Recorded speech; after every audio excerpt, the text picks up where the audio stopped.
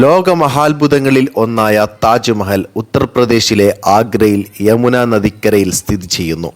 മുഗൾ ചക്രവർത്തിയായ ഷാജഹാൻ തൻ്റെ പ്രിയ ഭാര്യ മുംതാസ് മഹലിൻ്റെ സ്മരണയ്ക്കായി പൂർണ്ണമായും വെണ്ണക്കല്ലിൽ പണികഴിപ്പിച്ച ഈ സ്മാരകം മുഗൾ വാസ്തുവിദ്യയുടെ ഏറ്റവും മികച്ച ഉത്തമോദാഹരണമാണ്.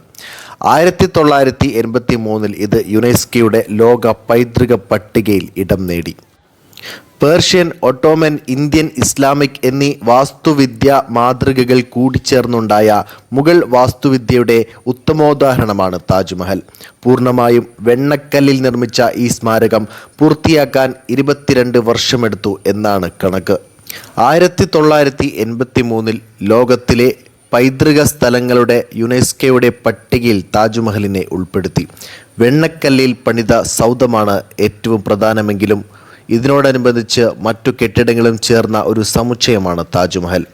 ഇതിൻ്റെ പണി ഏകദേശം 1632 തുടങ്ങി 1653 തീർന്നു എന്നാണ് കണക്കാക്കപ്പെടുന്നത്.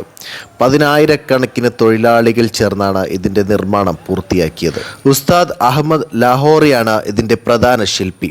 കാലത്തിൻ്റെ കവിളിൽ വീണ കണ്ണുനീർ തുള്ളി എന്നാണ് രവീന്ദ്രനാഥ ടാഗോർ താജ്മഹലിനെ വിശേഷിപ്പിച്ചിരിക്കുന്നത്. മുഖ്യ ശില്പികൾ ഉസ്താദ് അഹമ്മദ് ലഹോറിയും ഉസ്താദ് ഈസയും ചേർന്നാണ് ഇത് രൂപകൽപ്പന ചെയ്തത്. മുംതാസിൻ്റെയും ഷാജഹാൻ്റെയും കബറിടങ്ങൾ ഇതിൻ്റെ പ്രധാന താഴികക്കുടത്തിന് താഴെയായി നിലകൊള്ളുന്നു.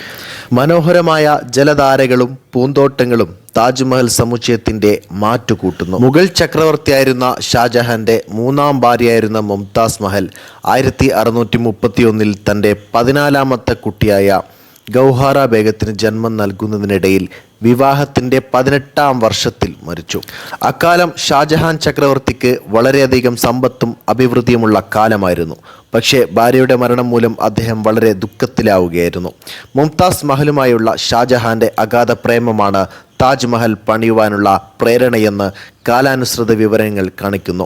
താജ്മഹലിൻ്റെ പണികൾ മുംതാസിൻ്റെ മരണത്തിന് ശേഷം ഉടൻ തന്നെ തുടങ്ങുകയായിരുന്നു.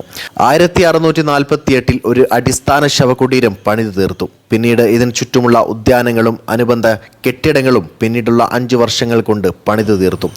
ഷാജഹാൻ ചക്രവർത്തി സ്വന്തം വാക്കുകളിൽ താജ്മഹലിനെ വിശേഷിപ്പിക്കുന്നത് ഇങ്ങനെയാണ്: കുറ്റവാളികൾ ഇവിടെ അഭയം തേടണം. മാപ്പു നൽകിയവനെ പോലെ അവൻ പാപത്തിൽ നിന്ന് മുക്തനാകുന്നു. ഒരു പാപി ഈ മാളികയിലേക്ക് പോകണം. അവൻ്റെ മുൻകാല പാപങ്ങളെല്ലാം കഴുകിക്കളയണം. ഈ മാളികയുടെ കാഴ്ച ദുഃഖകരമായ നെടുവീർപ്പുകൾ സൃഷ്ടിക്കുന്നു. സൂര്യനും ചന്ദ്രനും അവരുടെ കണ്ണുകളിൽ നിന്ന് കണ്ണുനീരൊഴുക്കുന്നു. ഈ ലോകത്ത് ഈ ഭവനം നിർമ്മിക്കപ്പെട്ടു അതുവഴി സൃഷ്ടാവിൻ്റെ മഹത്വം പ്രദർശിപ്പിക്കുന്നതിന്.